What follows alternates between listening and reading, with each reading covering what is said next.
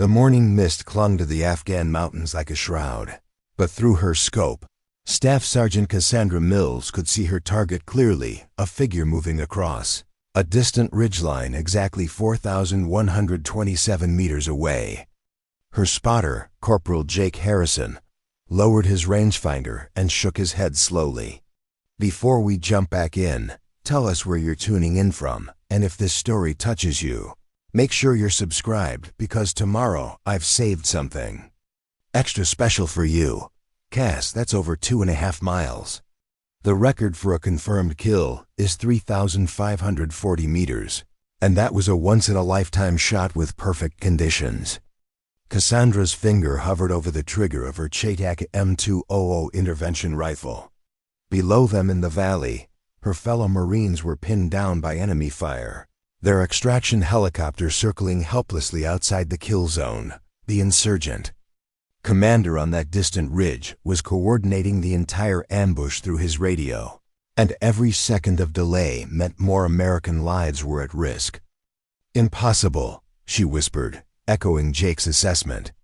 But as she steadied her breathing and felt the familiar weight of the rifle against her shoulder, Cassandra Mills was about to prove that sometimes impossible is just another word for untested. 3 years earlier, Cassandra Mills had never held a rifle in her life. Growing up in rural Montana on her family's struggling ranch, she was more familiar with fixing broken fence posts than hitting distant targets. Her father, Robert Mills, had lost the family farm to mounting debts when she was 17, and the military seemed like the only path forward for a girl with no college fund and few prospects. The day she walked into the Marine Corps' recruiting station in Billings, Cassandra stood 5 feet 4 inches tall and weighed barely 120 pounds. Gunnery Sergeant Marcus Thompson looked up from his paperwork with barely concealed skepticism. He'd seen plenty of small-town kids convinced that military service would solve their problems, and most washed out within the first month of boot camp. "What makes you think you have what it takes to be a Marine?" Thompson asked, his voice carrying the weight of 2 decades of military service. Cassandra met his gaze without flinching. "My grandfather taught me that when you aim at something, you better mean to hit it." "I've never missed what I was aiming for," Thompson nearly laughed. "Shooting tin cans off fence posts isn't the same as combat, kid." What he didn't know was that Cassandra had been hunting since she was 12. Providing meat for her family's table when money was too tight for grocery store luxury. She could track a wounded elk through 3 miles of dense forest, and she'd never returned from a hunt empty-handed.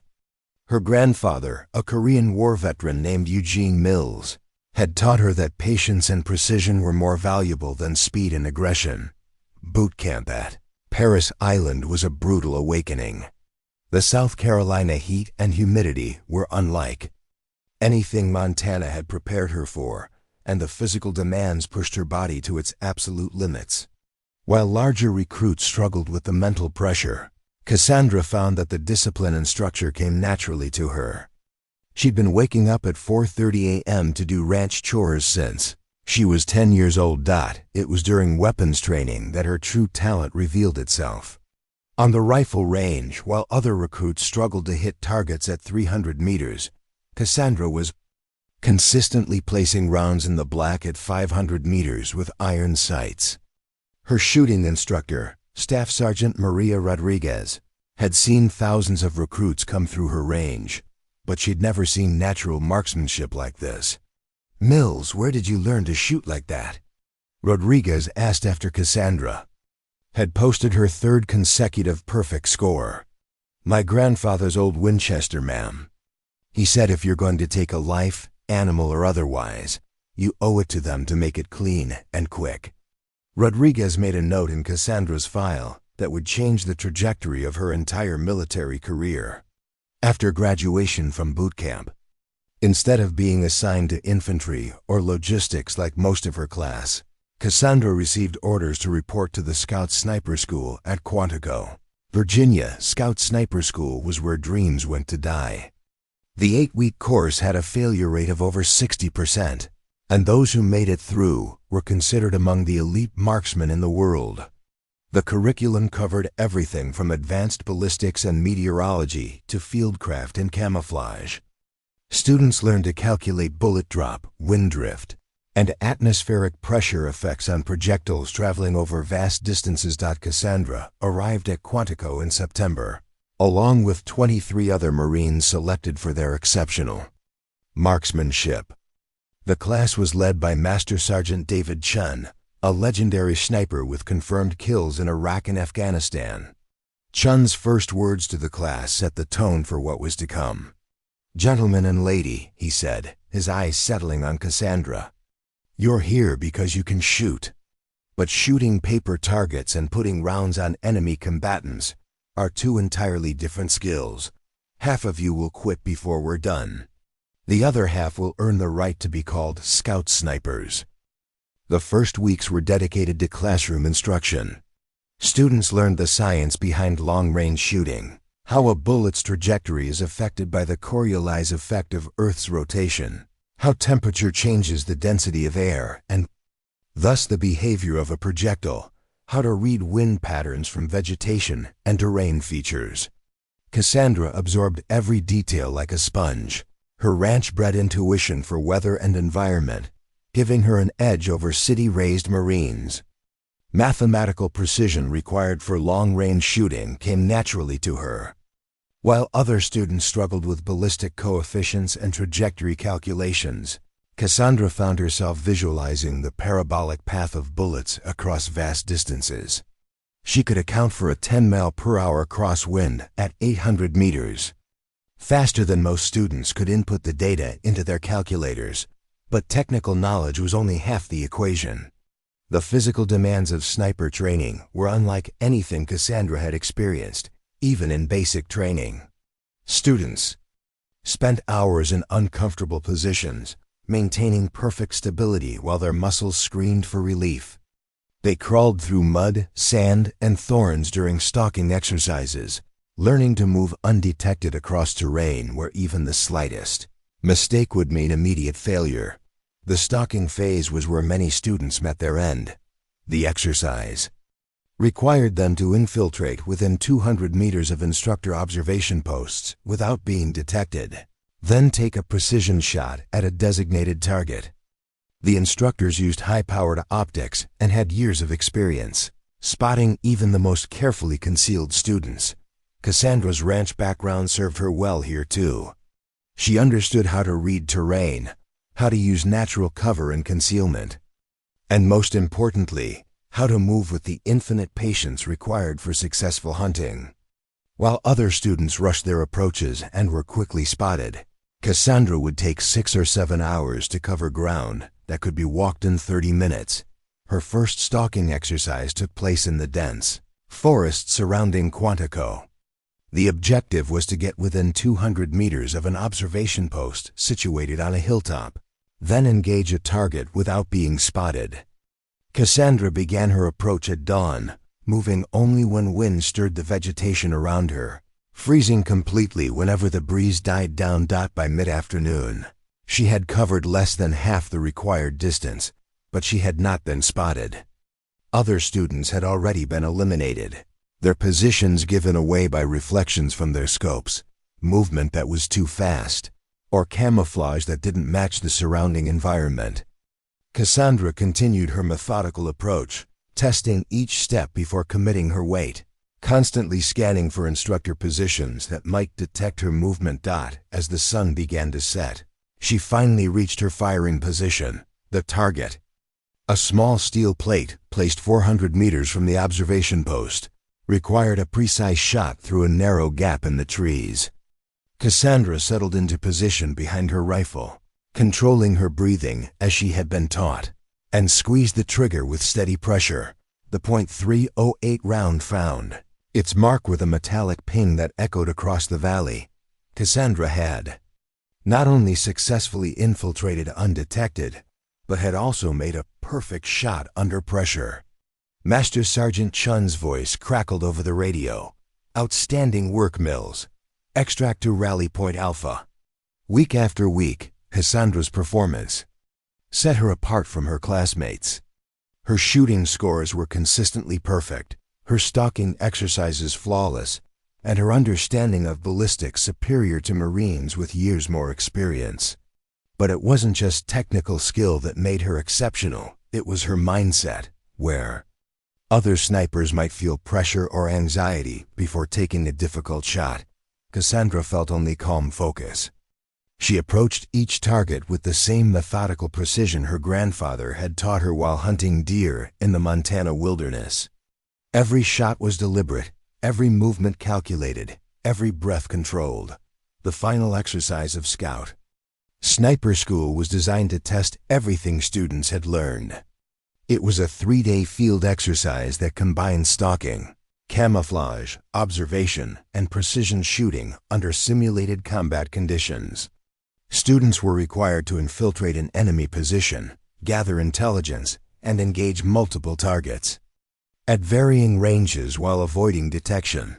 Cassandra's performance during this final test became legendary at Quantico.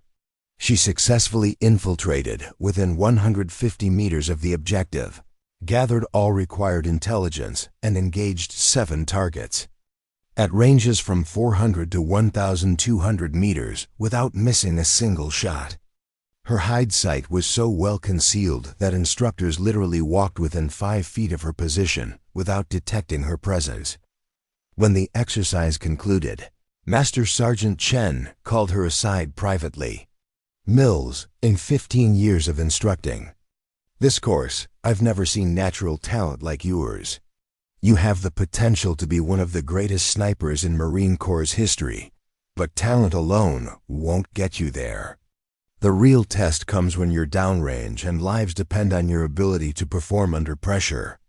Graduation from Scout Sniper School came with the coveted MOSO 317 designation and the right to wear the crossed rifles insignia that marked her as one of the elite.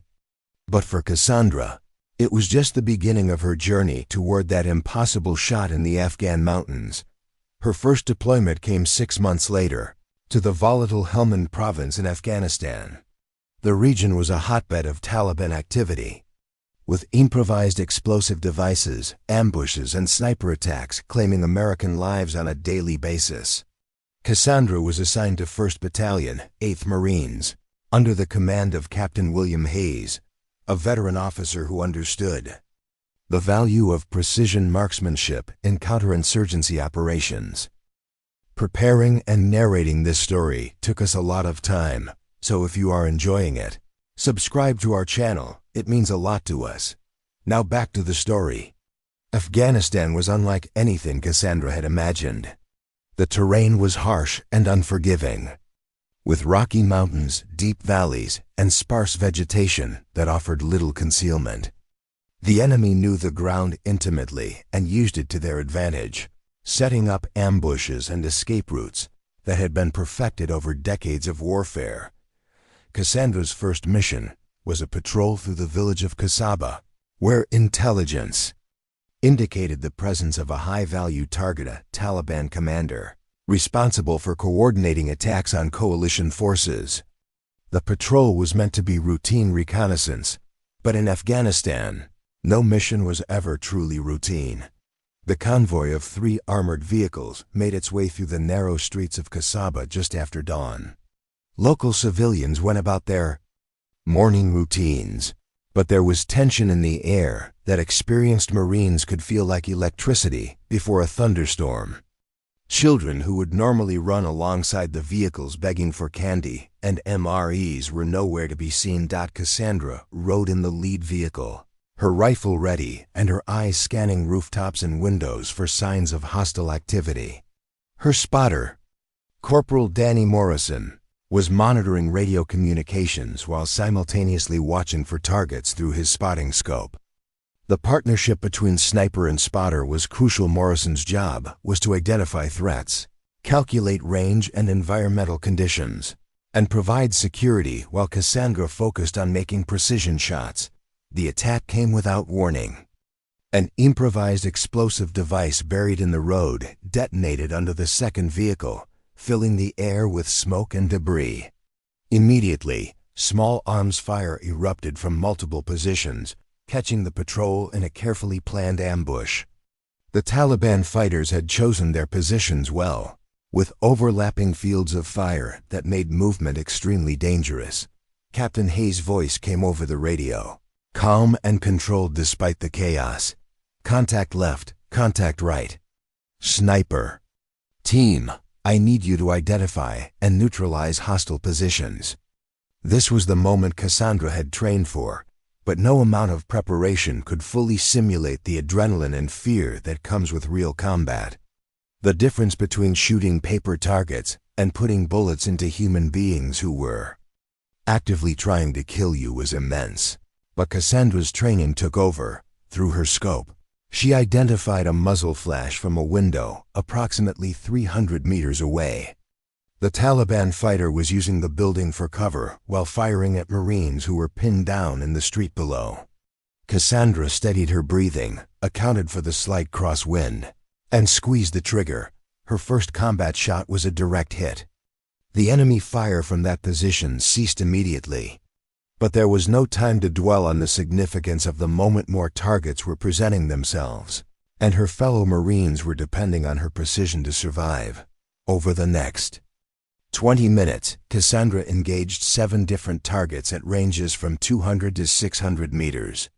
Each shot was carefully aimed and deliberate, and each shot found its mark. Her performance during that first firefight established her reputation within the battalion as a sniper who could be counted on when the situation was desperate. Word of her marksmanship abilities spread quickly through the Marine Corps community. In Afghanistan, unit commanders began specifically requesting her team for high-risk missions, where precision shooting might make the difference between success and disaster. Cassandra and Morrison were assigned to increasingly challenging operations, each one building on the skills and experience they had gained in previous engagements. It was during her second deployment that Cassandra began pushing the boundaries of what was considered possible in precision shooting. While most snipers were effective at ranges up to 800 meters, and exceptional snipers could consistently hit targets beyond 1,000 meters, Cassandra was regularly making successful shots at distances that challenged the theoretical limits of her equipment. The longest confirmed kill shot in military history at that time was 2,475 meters, achieved by a Canadian sniper in Afghanistan using a .50 caliber rifle. Most experts considered this the practical limit for precision shooting, as environmental factors like wind and atmospheric conditions became too variable to predict accurately at greater distances. But Cassandra had been studying the science of ultra-long-range shooting with an intensity that bordered on obsession. She spent her off-duty hours analyzing ballistic charts, studying weather patterns, and practicing calculations that would allow her to engage targets at previously unimaginable distances. Her rifle, a Chetak M200 intervention chambered in .408 Chetak, was capable of maintaining accuracy well beyond conventional sniper ranges, but it required a level of skill and knowledge that few marksmen possessed. The opportunity to test these theoretical limits came during a mission in the rugged mountains near the Pakistan border. Intelligence had identified a Taliban safe house where high-value targets were meeting to plan attacks on coalition forces. The terrain made a direct assault impossible, but there was a single observation point that provided a clear line of sight to the target building, at a distance of 2,847 meters. Battalion command was skeptical about the feasibility of the mission. The distance was beyond anything that had been attempted by Marine snipers, and the consequences of failure were significant. If Cassandra missed her target, the enemy would be alerted to the coalition presence and would likely escape before a follow-up mission could be organized. But Captain Hayes had seen Cassandra's work firsthand and had complete confidence in her abilities. "If anyone can make this shot, it's Mills," he told the mission planners. "Give her the chance to try." The approach to the firing position took 2 days of careful movement through enemy territory. Cassandra and Morrison, along with a 4-man security team, had to navigate mountain trails while avoiding Taliban patrols and staying hidden from observation posts. They carried additional equipment for the long-range shot, a specialized rangefinder capable of measuring distances beyond 3,000 meters, a weather station for precise atmospheric readings, and extra ammunition carefully selected for optimal ballistic performance. When they finally reached the designated firing position, Cassandra began the methodical process of preparing for what would be the longest shot of her career. She spent over an hour studying the terrain through her scope, identifying wind indicators along the bullet's flight path, and calculating the precise adjustments needed for the extreme range. The mathematics involved were staggering. At 2,847 meters, her bullet would be in flight for over 3 seconds, during which it would drop more than 30 feet due to gravity. Crosswinds along the flight path could push the projectile several feet off target, and even minor variations in atmospheric pressure could affect the bullet's trajectory significantly. Morrison worked alongside her, using his spotting scope to identify wind patterns and environmental conditions that might not be visible from their position. The partnership between sniper and spotter was crucial for shots at this range. No single person could process all the variables involved in making accurate predictions for ultra-long-range engagements. As the sun reached its zenith, minimizing heat shimmer that could affect accuracy, Cassandra settled into position behind her rifle. The target was clearly visible through her scope, a Taliban commander standing on a balcony outside the safe house, apparently confident that the extreme range provided complete security from coalition forces. Cassandra's breathing slowed to a steady rhythm as she made final adjustments to her scope. Every principle her grandfather had taught her about patience and precision came into play as she waited for the perfect moment to squeeze the trigger.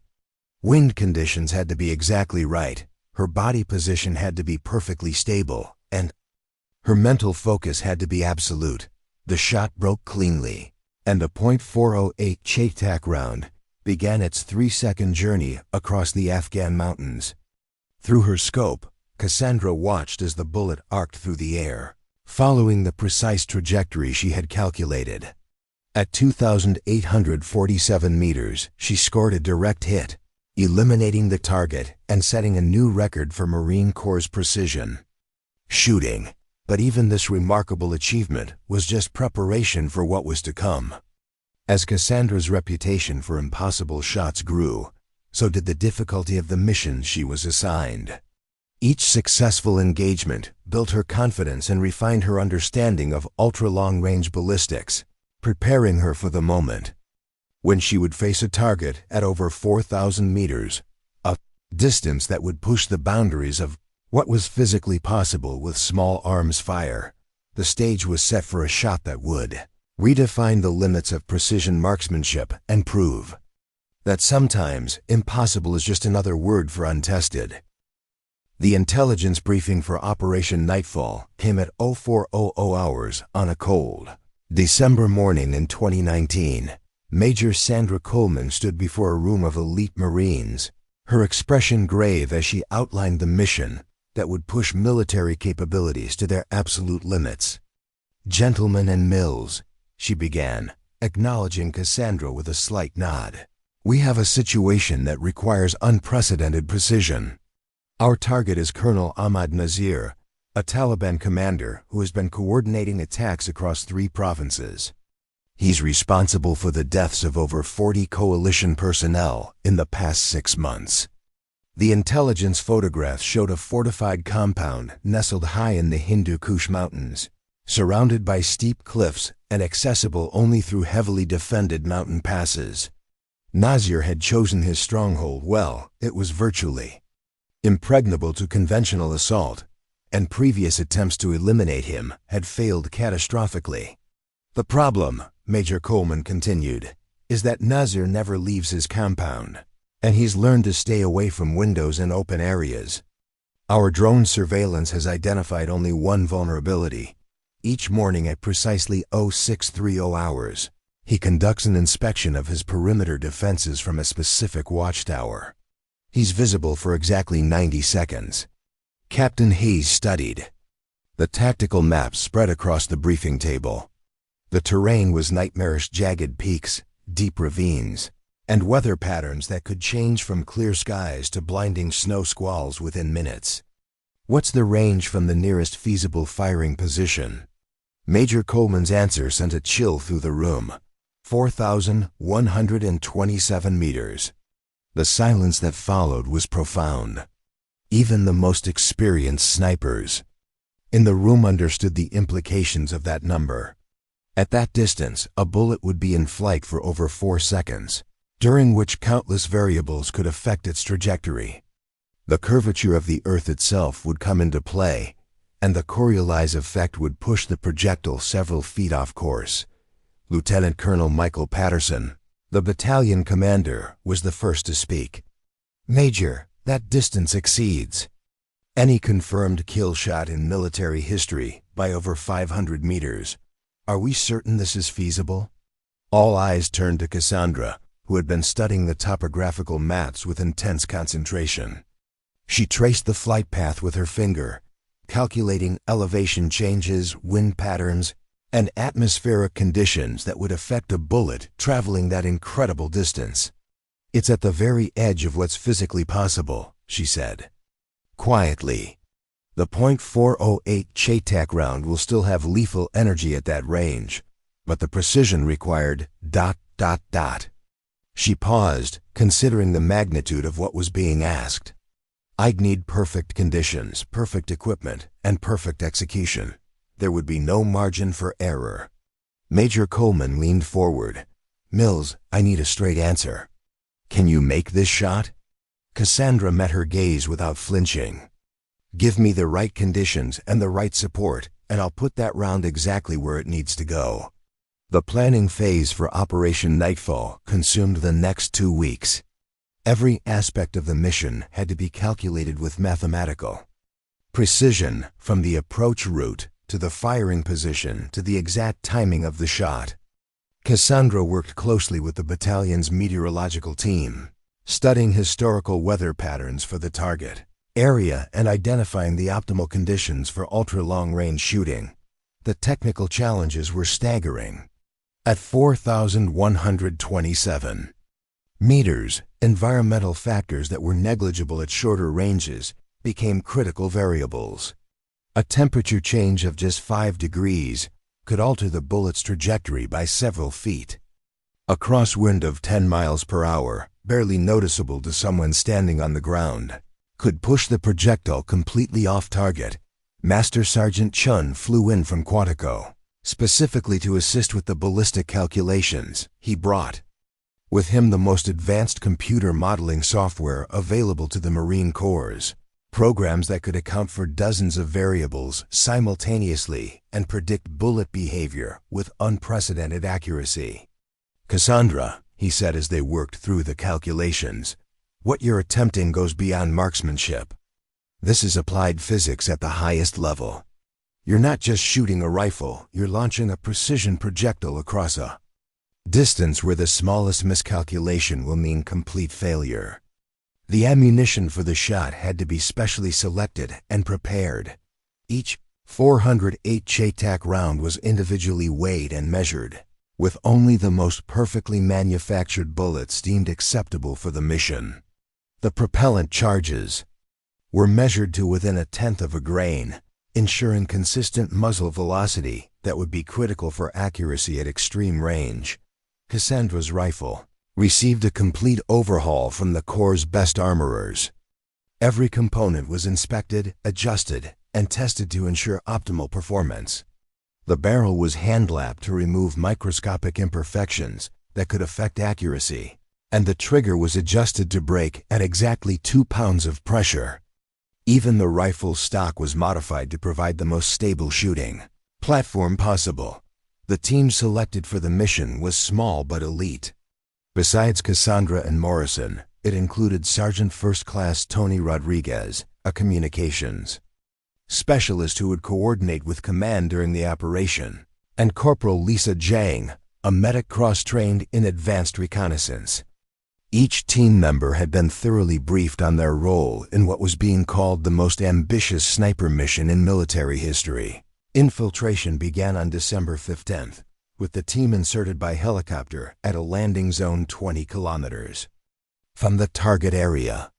The approach to the firing position would take 3 days of careful movement through some of the most challenging terrain in Afghanistan. The mountains were covered with loose shale that could betray their position with a single misstep, and Taliban patrols regularly used the same routes the Marine team would need to traverse. Moving only at night and resting during daylight hours, the team made steady progress toward their objective. Cassandra carried her rifle broken down into components to reduce the risk of damage during the difficult climb, while Morrison transported the advanced optics and range-finding equipment that would be essential for the long-range engagement. The second night of their approach, they encountered their first serious obstacle, a Taliban checkpoint positioned along the only viable route to their firing position. The enemy position consisted of 6 fighters armed with automatic weapons and a Soviet-era machine gun, all of them alert and disciplined in their defensive procedures.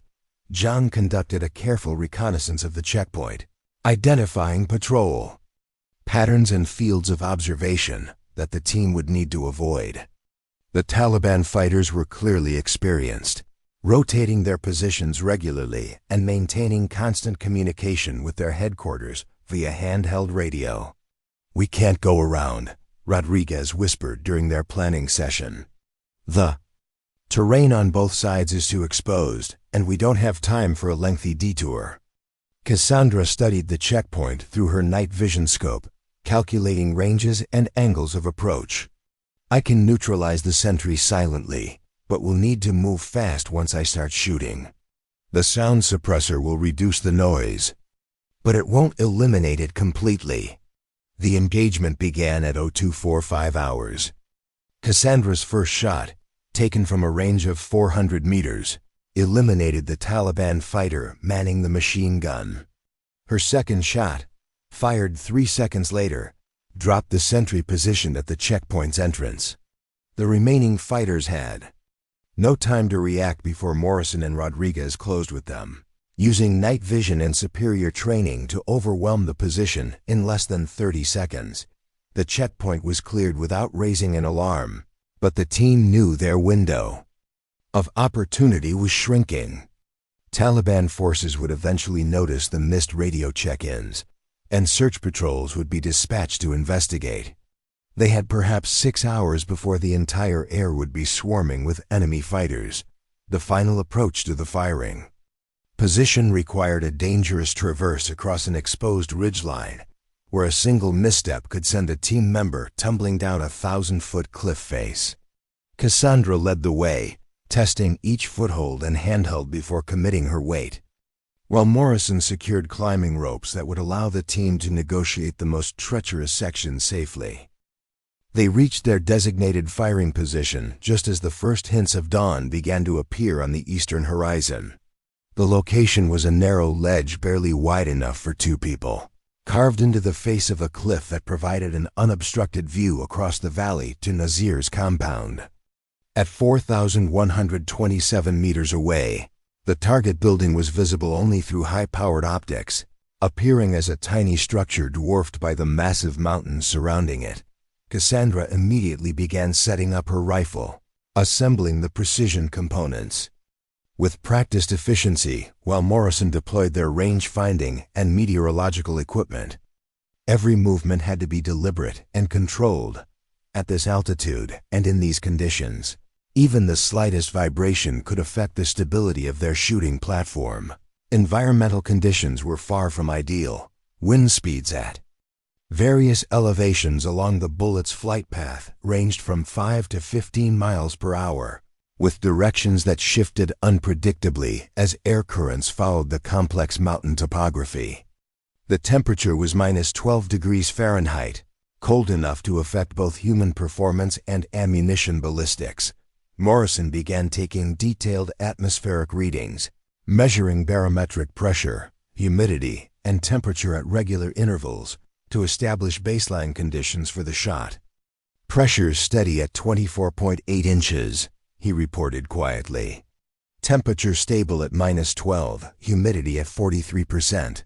Through her high-powered scope, Cassandra could see the target compound with crystal clarity, despite the enormous distance. The building was a traditional Afghan structure, built from local stone and designed to blend with the surrounding terrain. The watchtower where Nazir would appear was clearly visible, positioned to provide commanding views of the approaches to the compound. Movement in the compound, Morrison observed through his spotting scope. Multiple personnel visible in the courtyard. Looks like they're beginning their morning routine. Cassandra fine-tuned her scope's elevation and windage adjustments, making calculations that accounted for the 1,247-foot elevation difference between her position and the target.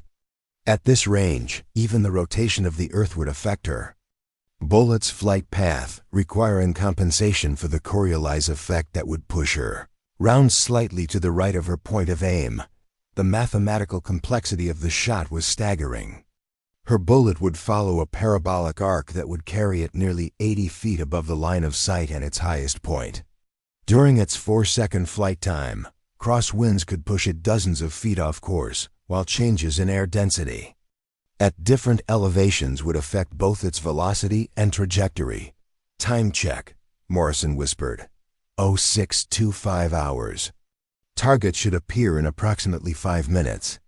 Cassandra settled into her final shooting position, her body perfectly aligned behind the rifle and her breathing controlled to minimize movement that could affect accuracy. Years of training and combat experience had prepared her for this moment, but nothing could completely eliminate the pressure of knowing that dozens of lives depended on her ability to place a single bullet with perfect precision across an impossible distance. The compound below remained quiet, with only occasional movement visible in the courtyard. Taliban fighters went about their morning duties, completely unaware that they were under observation from nearly 3 miles away. The isolation and apparent security of their mountain stronghold had made them complacent, never imagining that coalition forces could reach them from such an extreme range. Target area active, Morrison reported as figures began moving near the watchtower. Multiple personnel visible. Standby for primary target. At exactly 0630 hours, Colonel Ahmad Nazir emerged from the main building and began walking toward the watchtower. Through her scope, Cassandra could see him clearly despite the incredible distance, a tall man in traditional Afghan dress, moving with the confidence of someone who believed himself beyond the reach of his enemies. Positive identification. Morrison confirmed. Primary target moving to inspection position. Cassandra tracked Nazir's movement through her scope, her crosshairs following him as he climbed the narrow stairs leading to the top of the watchtower. Her finger moved to the trigger, applying the first stage of pressure, while she waited for the perfect moment to fire. Environmental conditions were as favorable as they were likely to get. The wind had steadied to a consistent 8 miles per hour from the northwest, and the morning air was crisp and clear with excellent visibility. Atmospheric pressure remained stable, and temperature variations along the flight path were minimal. Windage steady at northwest 8, Morrison reported in a barely audible whisper. Range confirmed at 4127 meters. Conditions are optimal. Nazir reached the top of the watchtower and stepped into the open, beginning his daily inspection of the compound's defensive positions. For the next 90 seconds, he would be completely exposed, providing the only opportunity to eliminate a target who had evaded coalition forces for over 2 years. Cassandra's breathing slowed to the deep, controlled rhythm she had perfected through years of precision shooting. Her entire world narrowed to the view through her scope, where a single human figure stood, unknowingly at the center of crosshairs that had traveled nearly 3 miles to find him. The trigger broke with mechanical precision, sending the .408 Chaitak round on its historic journey across the Afghan mountains.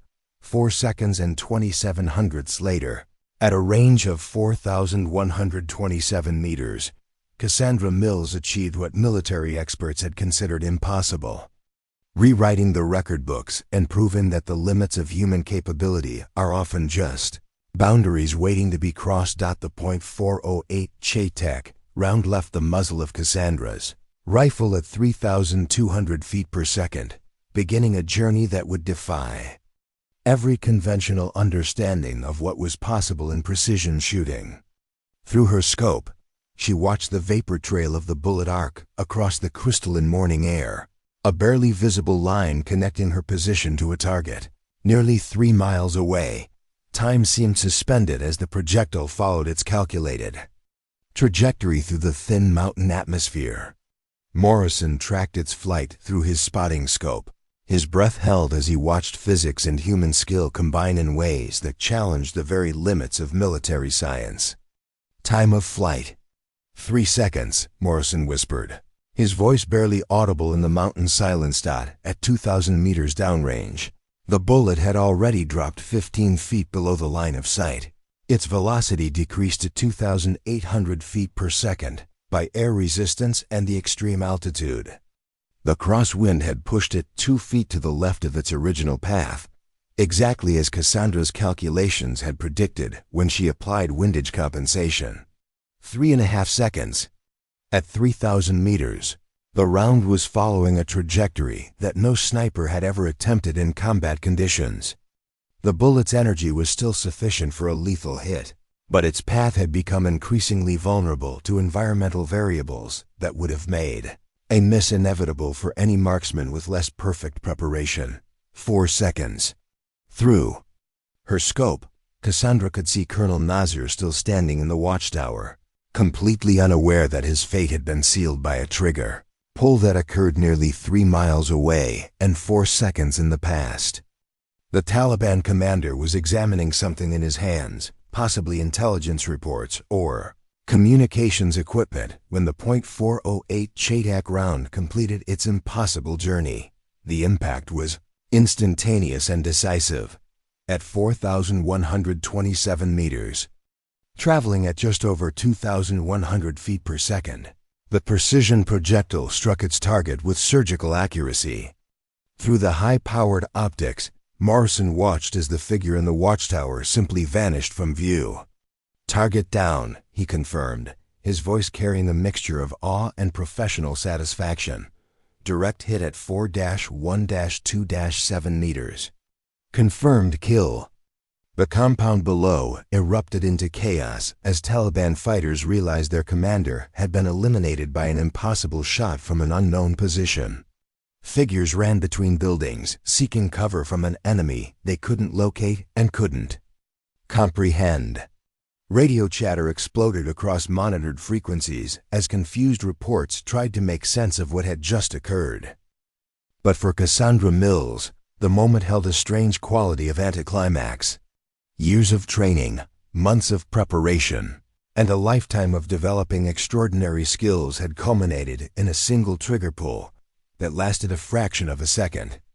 The shot that would redefine the boundaries of military marksmanship felt almost mundane in its execution, despite its unprecedented nature. "Command, this is Nightfall Actual," Rodriguez whispered into his radio. "Mission accomplished. Package delivered at extreme range. Request immediate extraction." The response came back within seconds, the excitement barely contained in the voice of the operations officer. "Nightfall Actual, confirm your last transmission. Are you reporting successful engagement at briefed range?" "Affirmative, Command." Target eliminated at 4,127 meters. Shot confirmed by spotter. Beginning extraction to the primary landing zone. The team's withdrawal from the firing position had to be executed with the same precision as the shot itself. Taliban forces would soon organize search parties to locate the source of the impossible attack, and coalition intelligence indicated that enemy reinforcements were already moving toward the area. The Marines had perhaps 2 hours before the mountains would be swarming with hostile forces. Cassandra quickly disassembled her rifle, returning the precision components to their protective cases while Morrison packed the advanced optics and range-finding equipment. Every piece of gear had to be accounted for. Leaving behind any equipment that could provide intelligence to the enemy was unacceptable, and the advanced technology they had used could not be allowed to fall into Taliban hands. The descent from their cliff face position required careful rappelling down a 60-foot rock face, with each team member securing themselves to climbing ropes that Rodriguez had anchored to solid rock formations. The exposure during this phase was extreme. If Taliban forces spotted them while they were rappelling, the Marines would be completely vulnerable to enemy fire. Zhang went first, her medical training making her the logical choice to secure the landing area and provide immediate assistance if anyone was injured during the descent. She moved quickly but carefully down the rope, testing each anchor point before committing her full weight to the system. Morrison followed, carrying the most sensitive optical equipment in a specially designed pack that would protect the delicate instruments from impact during the rappel. His spotter's gear was nearly as valuable as Cassandra's rifle, and losing it would severely compromise future long-range operations in the theater. Cassandra descended third, her rifle case strapped securely to her back and her movements controlled by years of climbing experience gained in the Montana wilderness. The irony wasn't lost on her that skills learned while hunting elk in the American Rockies were now saving her life in the Hindu Kush Mountains of Afghanistan. Rodriguez came last, removing all traces of their presence from the firing position before beginning his own descent. The anchor points were rigged with thermite charges that would destroy any evidence of the team's occupation, ensuring that Taliban investigators would find nothing that could provide intelligence about coalition capabilities.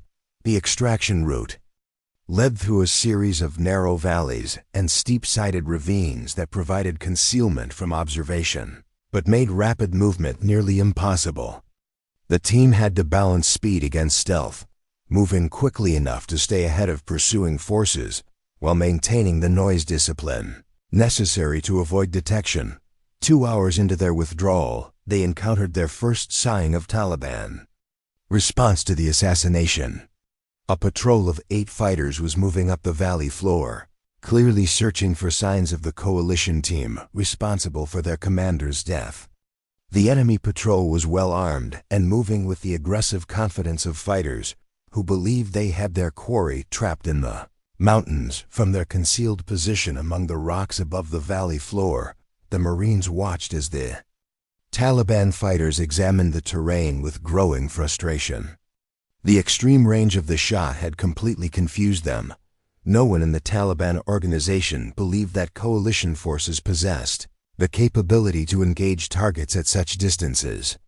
"They're looking in all the wrong places," Morrison observed quietly. "They can't comprehend the range we shot from." The enemy patrol spent over an hour searching areas that were within normal sniper range of the compound, never imagining that the shot had originated from nearly 3 miles away. Their confusion provided the Marines with the opportunity they needed to continue their withdrawal without engagement. As the patrol moved away from their position, the team resumed their movement toward the extraction landing zone. The route became increasingly treacherous as they descended into lower elevations, with loose scree slopes that could trigger rock slides and narrow ledges that required careful navigation to traverse safely. The extraction itself was scheduled for 1400 hours at a landing zone code-named Phoenix, located in a small valley approximately 8 kilometers from the original firing position. The site had been selected for its defensibility and its accessibility to helicopter operations, but reaching it required the team to cross several areas of open ground where they would be vulnerable to observation. At 12:30 hours, they reached the final ridge overlooking the extraction site. The landing zone appeared clear, with no signs of enemy activity in the immediate area. But Rodriguez's radio intercepts indicated that Taliban forces were converging on the general area, having correctly deduced that any coalition team would need helicopter extraction to escape the remote mountain location. Multiple enemy patrols moving toward our extraction area, Rodriguez reported quietly. They're setting up blocking positions along the most likely helicopter approach routes. John used her binoculars to scan the surrounding ridgelines, identifying Taliban positions that could threaten the incoming extraction helicopter. I count at least 3 machine gun teams positioned to engage aircraft. They're learning fast. The situation required immediate adaptation. The original extraction plan had called for a single helicopter to land in the valley and pick up the team, but enemy forces had made that approach too dangerous. An alternative plan would need to be implemented, one that involved significantly more risk for both the team and the aircraft crew. Cassandra studied the tactical situation through her rifle scope, calculating ranges to the identified enemy positions. I can neutralize the machine gun teams, but it will require precision shots at extended range while you call in the extraction bird. Once I start shooting, they'll know exactly where we are. Rodriguez coordinated with the extraction helicopter, a Marine Corps CH-53E Super Stallion call-signed Rescue 7. The aircraft was already airborne and approaching the area, but the presence of enemy air defense weapons required a complete revision of the pickup procedure. Rescue 7, this is Nightfall Actual. Be advised, landing zone is compromised. Multiple hostile positions with heavy weapons. Request high-speed extraction with suppressive fire. The helicopter pilot's response was immediate and professional. Nightfall Actual. Rescue 7. Understood. We'll make a combat approach and provide covering fire during pickup. Mark enemy positions and prepare for immediate extraction. The engagement began at 13:55 hours when Cassandra opened fire on the first Taliban machine gun position. At a range of 800 meters, her .408 Chaitak round eliminated the gunner with surgical precision, silencing the weapon that posed the greatest threat to the incoming helicopter. Her second shot, fired 8 seconds later, destroyed another machine gun position located on the opposite side of the valley. The Taliban fighters had positioned themselves well for an ambush, but they had failed to account for the presence of a sniper with the skills and equipment necessary to engage them at such distances. The remaining enemy positions erupted with automatic weapons fire, but their rounds fell far short of the Marine team's elevated position.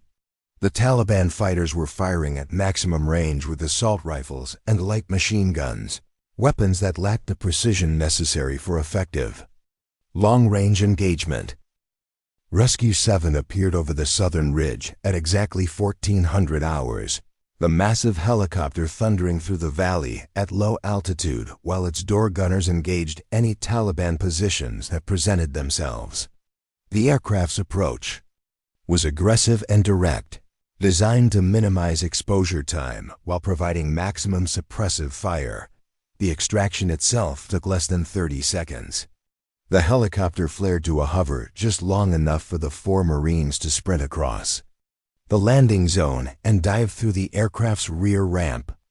As soon as Rodriguez confirmed that all team members were aboard, Rescue 7 climbed rapidly out of the valley while its gunners continued to engage enemy positions. Within minutes, the mountains of Afghanistan were falling away beneath them.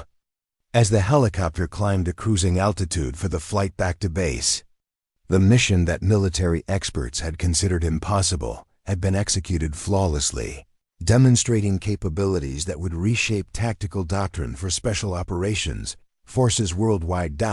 But for Cassandra Mills, the significance of what she had accomplished would only become clear in the days and weeks that followed. Word of the 4,127-meter shot spread rapidly through military channels, reaching the highest levels of command and attracting attention from marksmanship experts around the world. The technical analysis of the shot revealed the extraordinary precision that had been required for success. Computer modeling showed that Cassandra's bullet had passed within inches of its intended impact point after traveling nearly 3 miles through variable atmospheric conditions.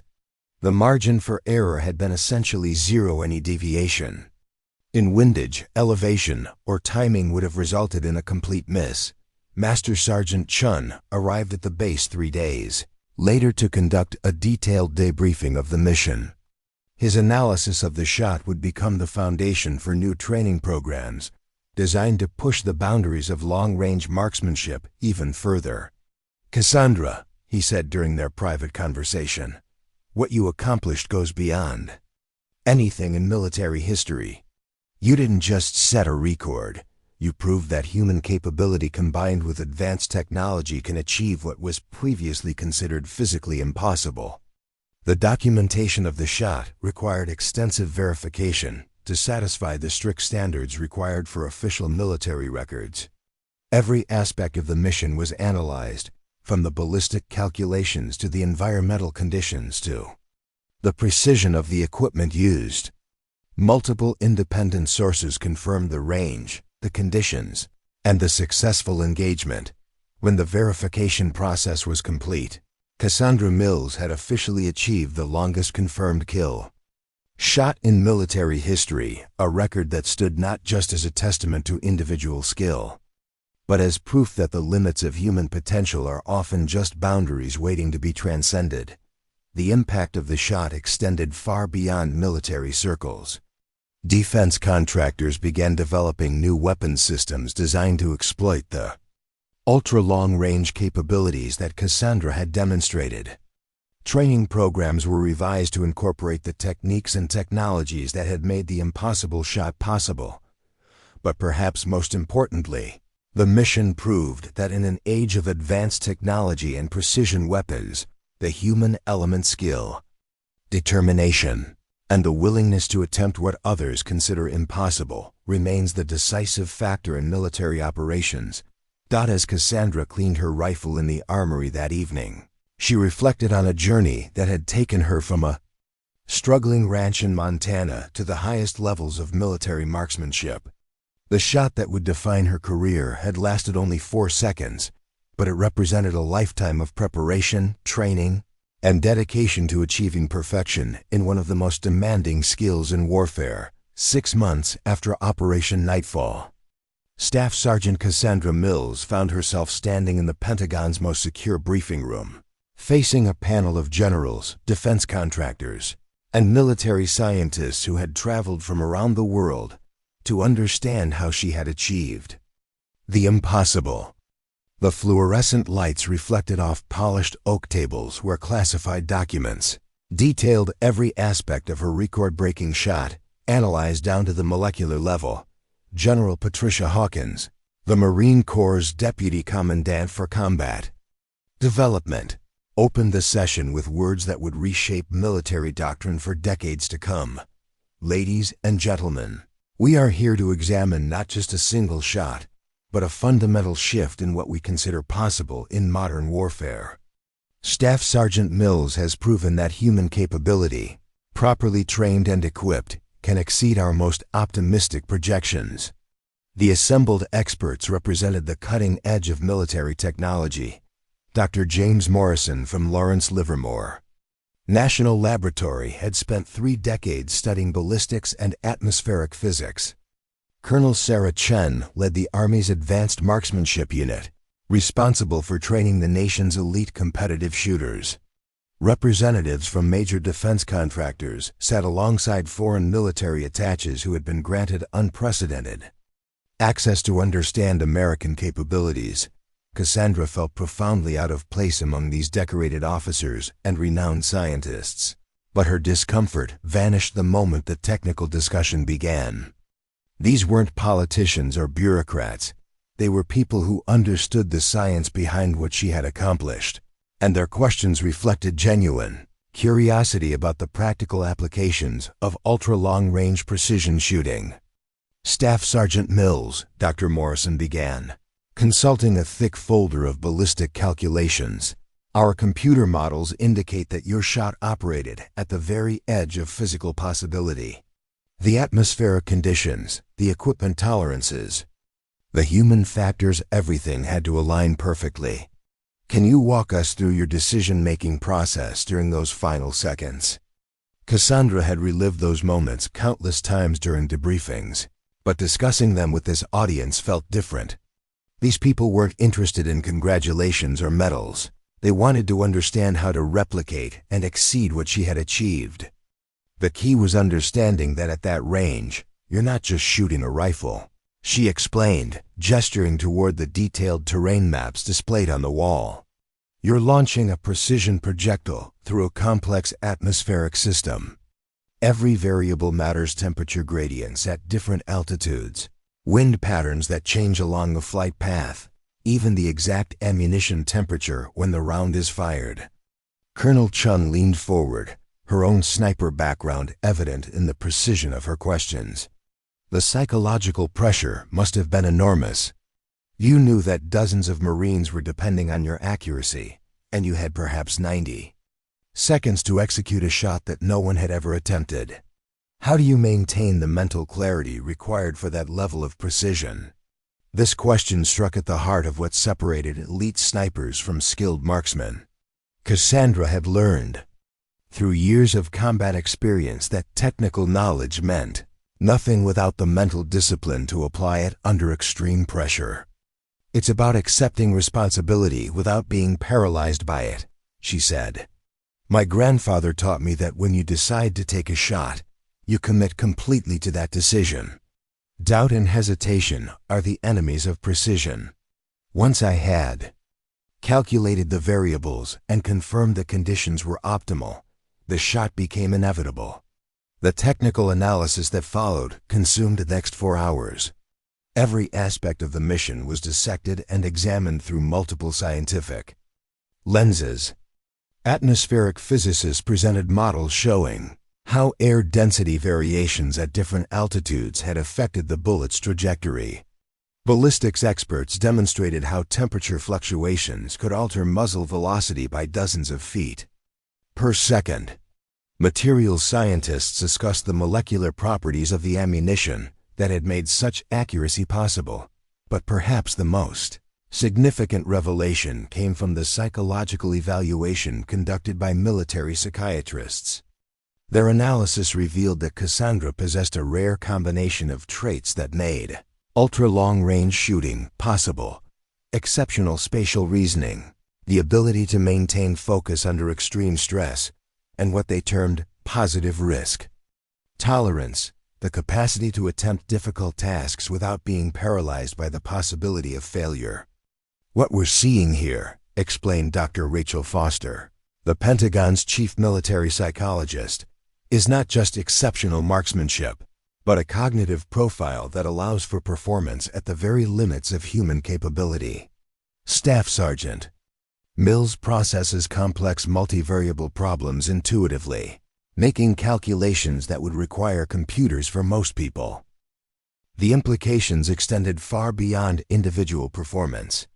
If the military could identify and train individuals with similar cognitive profiles, the boundaries of human capability in multiple fields could be expanded dramatically. The same mental processes that allowed for impossible shots might also enable breakthroughs in aircraft piloting, complex systems operation, and battlefield command decisions. 3 weeks later, Cassandra received orders that would change the trajectory of her military career entirely. Instead of returning to Afghanistan for another combat deployment, she was assigned to the newly created Ultra-Long-Range Marksmanship Development Program at Quantico. Her mission: to develop training protocols that could produce a new generation of snipers capable of engaging targets at previously impossible distances.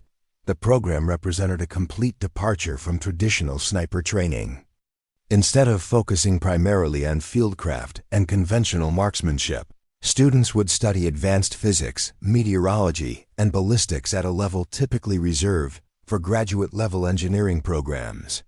The psychological training component would be equally intensive, designed to develop the mental resilience required for high-stakes precision shooting. Cassandra's first class consisted of 12 Marines selected from Scout sniper schools worldwide. Each had demonstrated exceptional marksmanship abilities, but none had attempted shots beyond 2,000 meters. The challenge was to systematically extend their effective range, while maintaining the accuracy standards required for combat operations. The curriculum began with 6 weeks of intensive classroom instruction, covering atmospheric physics, advanced ballistics theory, and meteorological analysis. Students learned to calculate Coriolis effects, atmospheric density variations, and wind gradient impacts with mathematical precision. They studied ammunition manufacturing tolerances and learned to hand-select projectiles based on weight variations measured in fractions of grains. Sergeant First Class Michael Torres, a decorated sniper with 3 combat deployments, found the academic requirements more challenging than any physical training he had encountered. "I thought I understood ballistics," he admitted during a late-night study session. "But this is like learning a completely different science. We're calculating variables I never knew existed." The practical training phase pushed students to their absolute limits.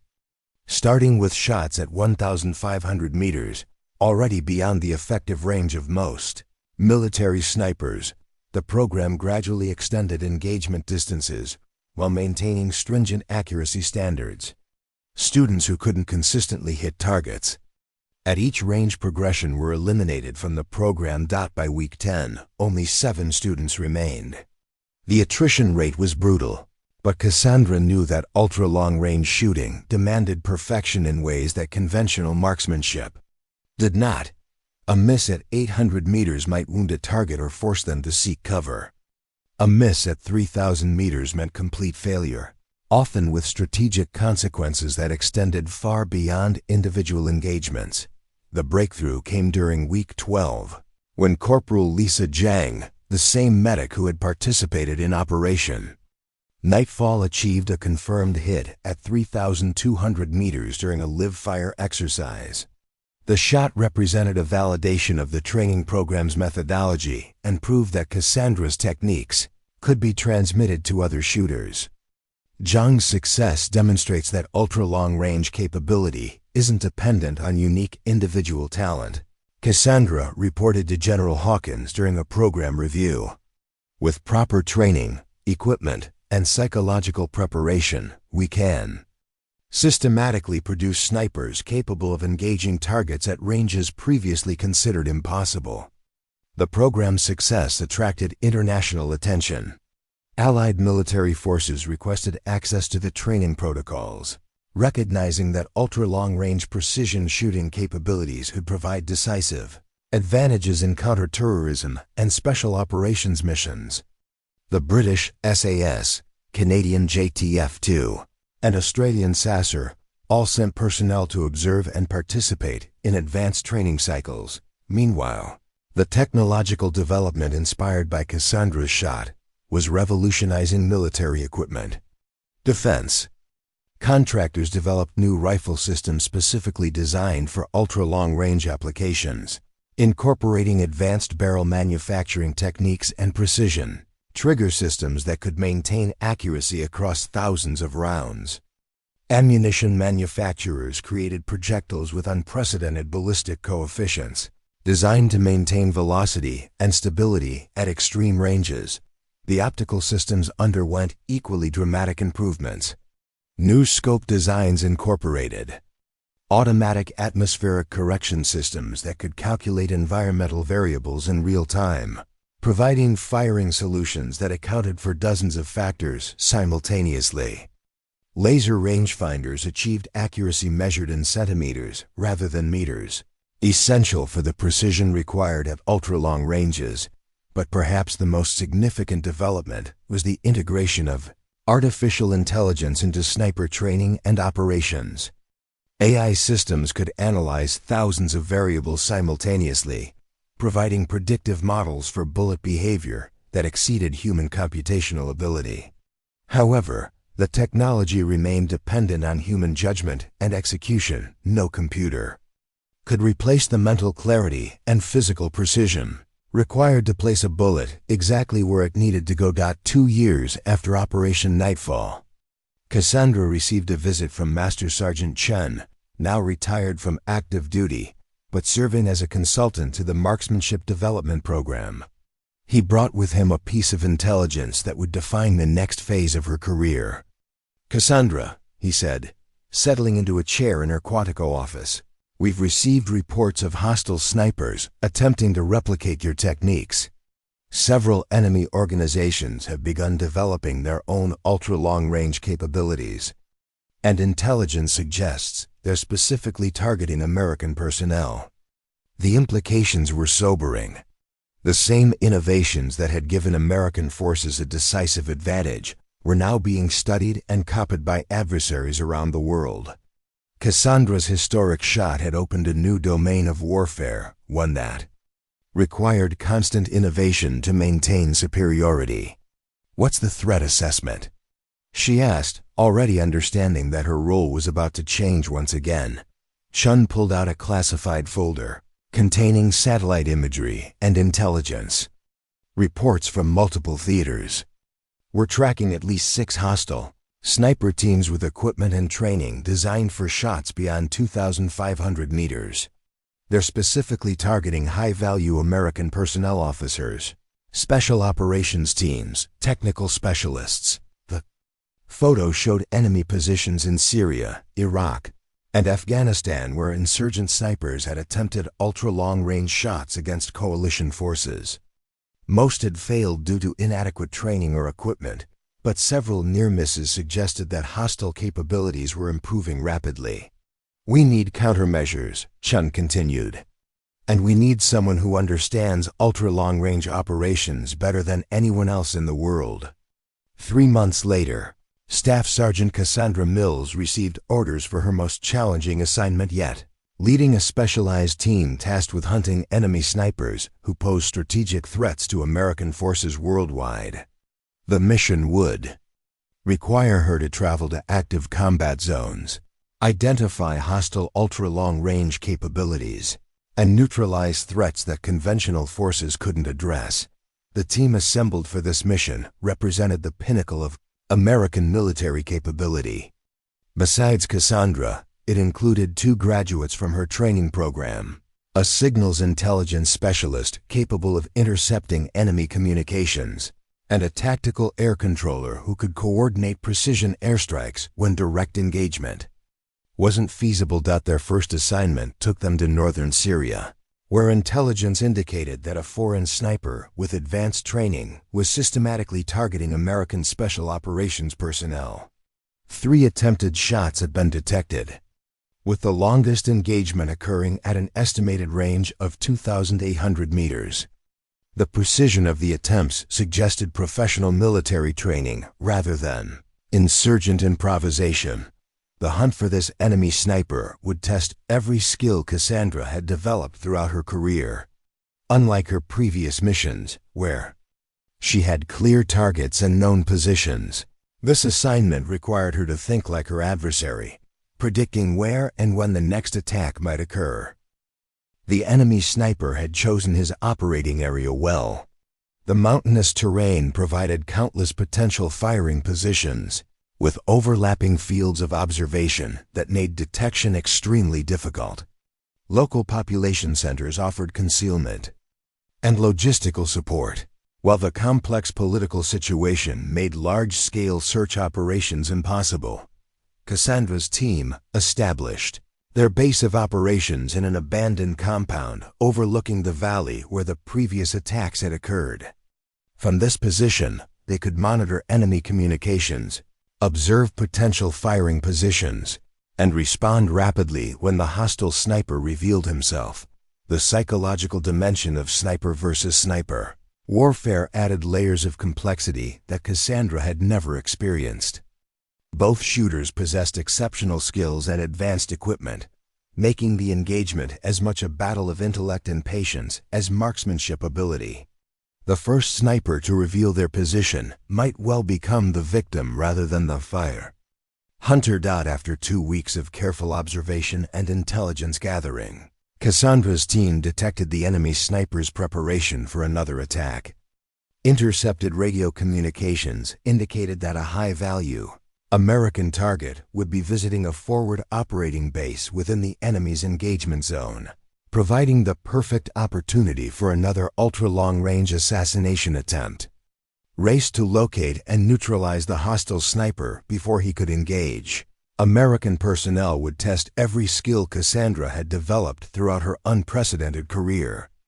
In the mountains of Syria, the student who had once been considered impossible to train was about to face an enemy who had learned from her example and was now using those same techniques against American forces. The final confrontation between two of the world's most capable snipers would determine not just the outcome of this specific mission, but the future of ultra-long-range warfare itself. The intercepted radio transmission came at 0347 hours, crackling through the sophisticated communications equipment in Cassandra's observation post. Staff Sergeant Kevin Walsh, their signals intelligence specialist, looked up from his monitors with the expression of someone who had just decoded a death sentence. "Contact in 6 hours," he whispered, pulling off his headphones. "High value. American target visiting Firebase Delta. The enemy sniper is moving to engage." Firebase Delta sat in a valley 12 kilometers southeast of their position, a temporary outpost housing 40 Marines and a visiting delegation of Pentagon officials conducting battlefield assessments. The base's defensive perimeter was designed to repel conventional attacks, but offered no protection against precision fire from the surrounding mountain peaks. Through her night vision scope, Cassandra studied the terrain between their position and the enemy's most likely firing points. The hostile sniper had demonstrated tactical brilliance in his previous attacks, selecting positions that offered multiple escape routes while maintaining clear lines of sight to his targets. He was patient, disciplined, and deadly accurate everything that made for a formidable adversary. "Range estimate to his probable positions?" she asked Corporal Martinez, her new spotter and one of the first graduates from her ultra-long-range training program. Martinez consulted his digital mapping system, cross-referencing terrain features with ballistic requirements for the enemy's intended target. "Based on the base layout and his previous shot patterns, I'm calculating optimal firing positions between 2,400 and 3,100 meters from the target area. That puts him somewhere in this arc," he said, highlighting a section of mountainous terrain on their tactical display. The enemy sniper's greatest advantage was also his greatest vulnerability. The extreme ranges he preferred meant that potential firing positions were limited by line-of-sight requirements and ballistic considerations. A sniper capable of shots beyond 2,500 meters needed specific terrain features, weather conditions, and escape routes that severely constrained his options. Cassandra's team had spent 2 weeks analyzing the enemy's tactical preferences, building a psychological profile that revealed patterns in his target selection and positioning choices. He favored early morning engagements when atmospheric conditions were most stable. He preferred elevated positions with multiple egress routes.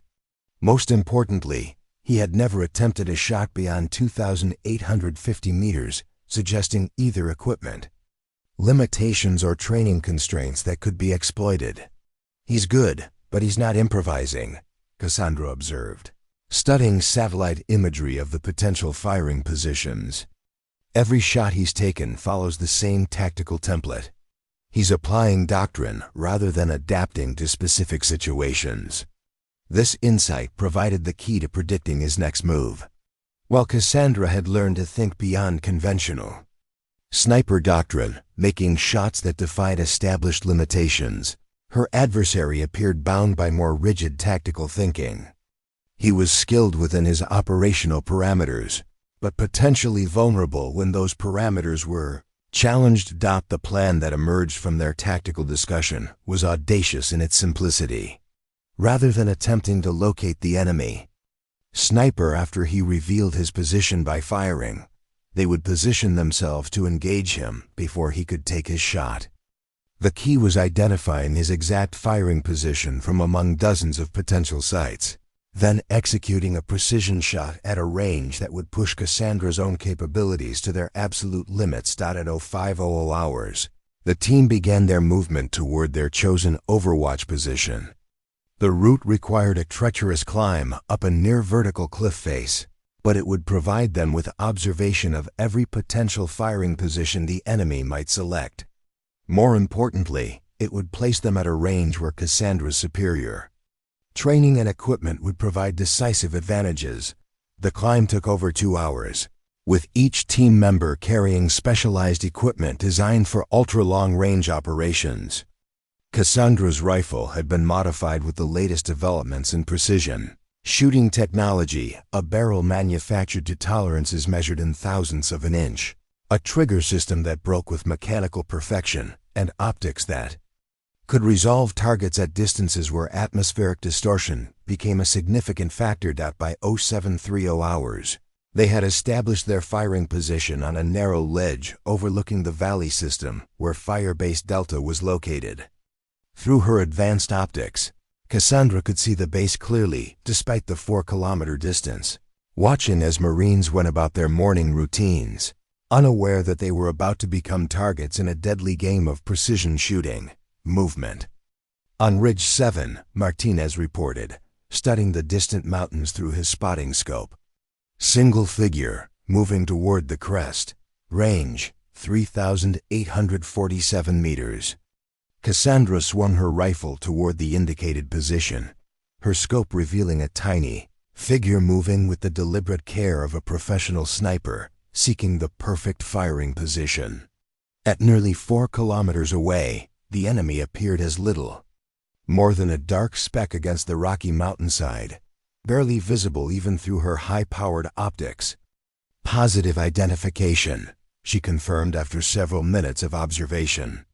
Adult male, carrying what appears to be a precision rifle system. He's moving toward the optimal firing position for engaging Firebase Delta.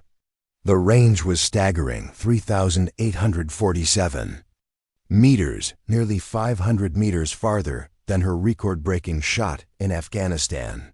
At this distance, her bullet would be in flight for over 4.5 seconds, during which countless variables could push it off target.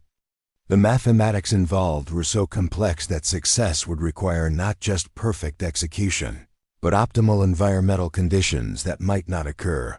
Martinez began taking atmospheric readings, measuring wind speed, barometric pressure, temperature, and humidity with instruments calibrated to provide data accurate enough for ultra-long-range calculations.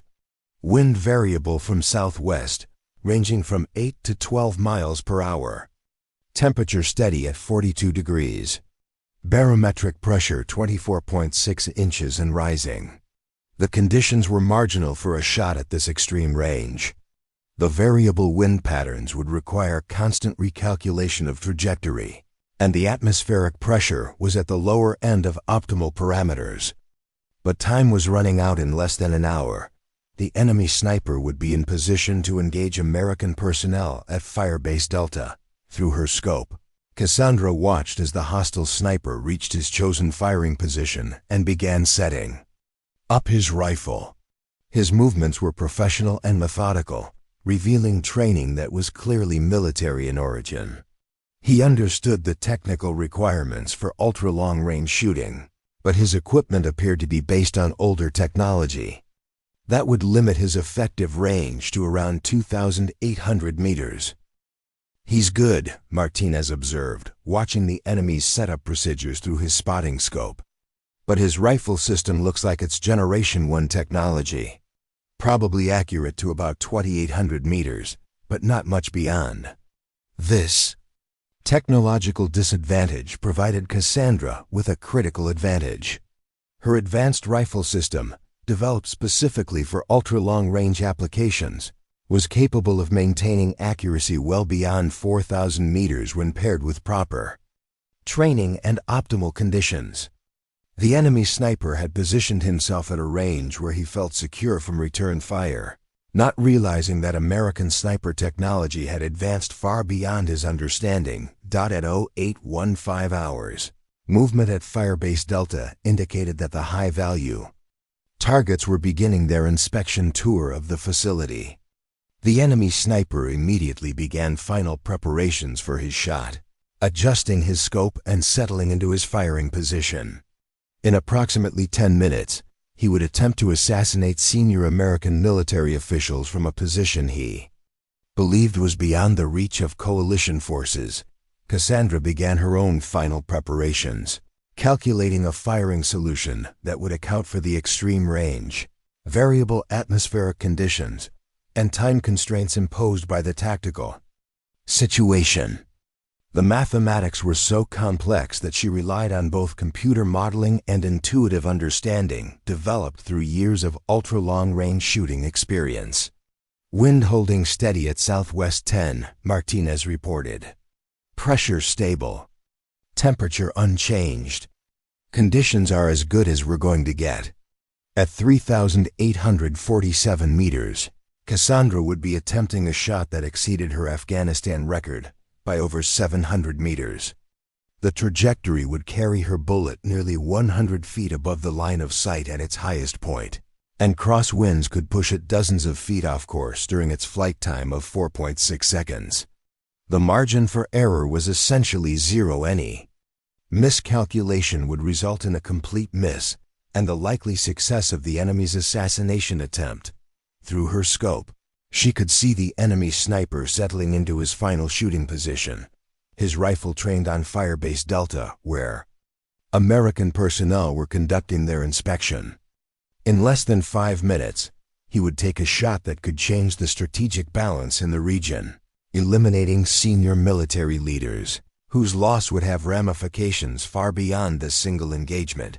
Cassandra's breathing slowed to the controlled rhythm that had become second nature through thousands of hours of training. Her entire world narrowed to the view through her scope, where a tiny figure nearly 4 kilometers away held the lives of American service members in his crosshairs. The trigger broke with mechanical precision at 0823 hours, sending a .408 Chaytak round on the longest precision shot ever attempted in combat conditions. Through her scope, Cassandra watched the bullet's vapor trail arc across the morning sky, a barely visible line connecting her position to a target at the very edge of physical possibility. The projectile's flight time of 4.6 seconds seemed to last forever. At 2,000 meters downrange, the bullet had already dropped 20 feet below the line of sight. Its velocity decreased to 2,600 feet per second by air resistance and the extreme altitude. The crosswind had pushed it 3 feet to the left of its original path, exactly as Cassandra's calculations had predicted when she applied windage compensation. At 3,000 meters, the round was following a trajectory that no sniper had ever attempted against a human target. The bullet's energy was still sufficient for a lethal hit, but its path had become increasingly vulnerable to atmospheric variables that could cause a miss measured in dozens of feet rather than inches. At 3,847 meters, traveling at just over 1,900 feet per second, the precision projectile completed its impossible journey. Through her high-powered optics, Martinez watched as the enemy sniper simply disappeared from his firing position, eliminated by a shot that had traveled nearly 2.5 miles to find its target. "Target down," Martinez confirmed, his voice carrying amazement despite his professional training. Direct hit at 3-8-4-7 meters. Enemy sniper eliminated.